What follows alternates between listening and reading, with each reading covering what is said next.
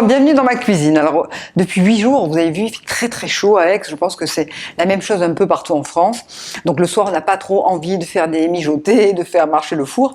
Donc c'est pour ça que je vous propose, encore une fois, une soupe froide. Après le gazpacho de fenouil, et bien là, je vous propose une soupe froide de concombre qui va être encore plus facile à faire. Et vraiment, ce week-end, si vous avez des invités à la maison pour l'apéro, vous pouvez faire cette soupe froide en verrine. Il suffit de mettre tous les ingrédients crus dans un blender, vous mixez, vous mettez le blender au réfrigérateur et vous la servez au moment de passer à l'apéritif. C'est frais, ça fait beaucoup de bien. Alors pour cette soupe de concombre, je vais prendre des concombres bio. Alors j'insiste un peu plus que d'habitude sur le bio parce que je vais utiliser la peau. La peau est pleine de vitamines, elle a beaucoup de goût et en plus elle va donner une couleur un peu plus vert foncé à la soupe. Et puis pour assaisonner ces concombres, plutôt que d'utiliser de la menthe et du yaourt un peu façon grecque, je me suis dit que pour l'onctuosité, on pouvait prendre bien des avocats et pour donner du goût et du peps, des citrons verts et des échalotes. Alors, plutôt que d'utiliser de la menthe, je vais prendre du basilic. Là aussi, ça va bien se marier. Alors, petit basilic ou grande feuille ou petite feuille. Cette année, j'ai planté les deux dans le jardin. Et puis ensuite, l'habituelle huile d'olive, la fleur de sel, le piment. Là, j'ai même acheté du vrai tabasco pour vraiment faire quelque chose de pimenté. Ou alors, vous pouvez mettre un piment plus doux ou du poivre du moulin. Mais n'hésitez pas à mettre tous ces ingrédients en bonne quantité pour faire une soupe fraîche et pas fade, mais très goûteuse. Alors, c'est parti. Alors voilà vraiment une recette simple et efficace. Il suffit d'avoir un blender à la maison et vous allez mixer tous les ingrédients crus à l'intérieur.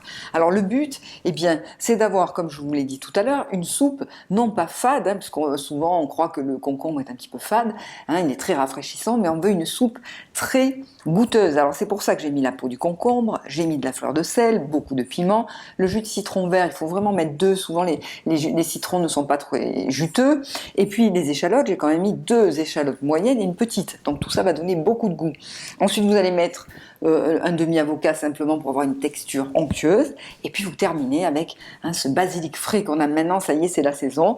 Un verre d'eau, vous mixez.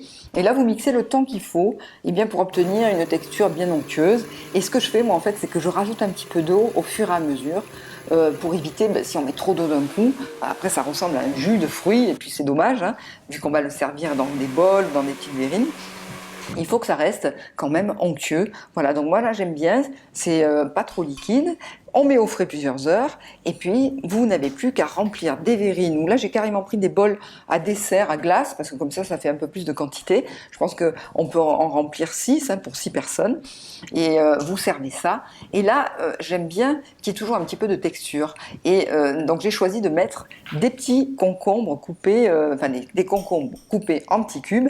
Et là encore une fois, j'ai enlevé les graines mais j'ai gardé la peau pour qu'il y ait plus de texture et une jolie couleur. À vous de rajouter, pourquoi pas, d'autres légumes coupés en petits cubes, mais je trouve qu'on reste sur le concombre.